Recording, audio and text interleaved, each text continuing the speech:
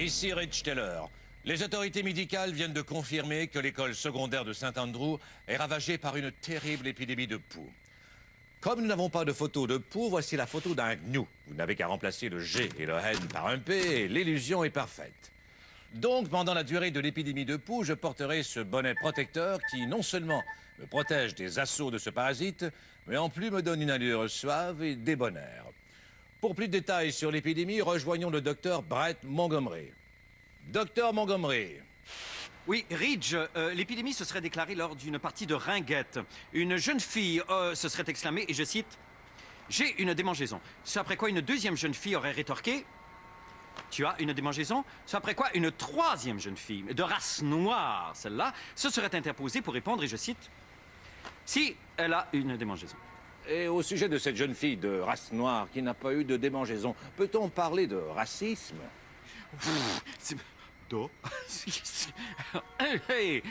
Et comment? Et qu'advient-il de cette jeune fille qui s'est dite victime de démangeaison? Eh bien, nous sommes à désinfecter la maison de ses parents, comme on peut voir sur ces images. Et quelles sont les mesures à prendre pour soigner les personnes infectées de poux? On peut les battre à coups de pelle et les noyer dans un puits? N'existe-t-il pas des shampoings efficaces? Oui, mais ils sont coûteux, et parfois même jusqu'à 4 $. Alors que les coups de pelle sont gratuits. Oh là là, docteur Montgomery, les habitants de Saint-Andrew comptent sur vous pour contenir cette tragédie. Que Dieu vous protège. Puis-je expliquer à la population un moyen facile de se protéger contre les poux? Non. Après la pause, la suite de l'excellent téléroman Gigi la Dodue. Aujourd'hui, Gigi reste coincée dans la cuvette où elle apprend à aimer.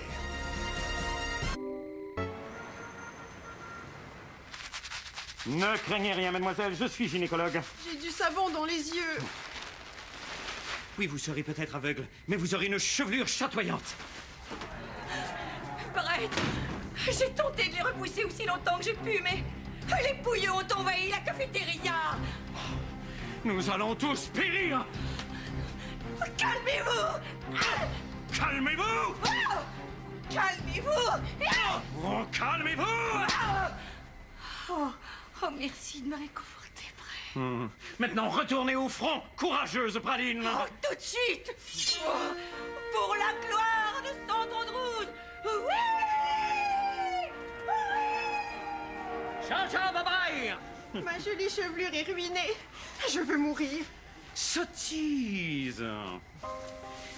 Vous aussi pourrez un jour retrouver une vie normale, et ce malgré votre passé de pouilleuse malpropre. Je me souviens d'une époque à laquelle je croyais ma vie ruinée, et regardez-moi aujourd'hui, je suis beau, riche, et je dégage une fraîche odeur de citron. Je me souviens, je travaillais comme trapéziste pour le cirque de Moscou. Et tout allait à merveille, jusqu'au jour où... Boris fut tragiquement expulsé de son léotard. Tenez bon, Boris! Boris! Non!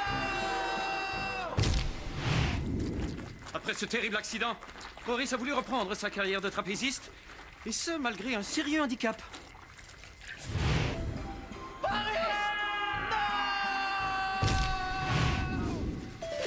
Non! Et voilà! Oh, vos mèches d'un ton plus camomille rehaussent votre teint sablé. C'est une pure féerie. Suivante. Pourquoi pas une permanente friponne qui rehausserait une coupe gamine? Je ne sais pas. Je ne peux pas travailler dans ces conditions, je ne peux pas! Je ne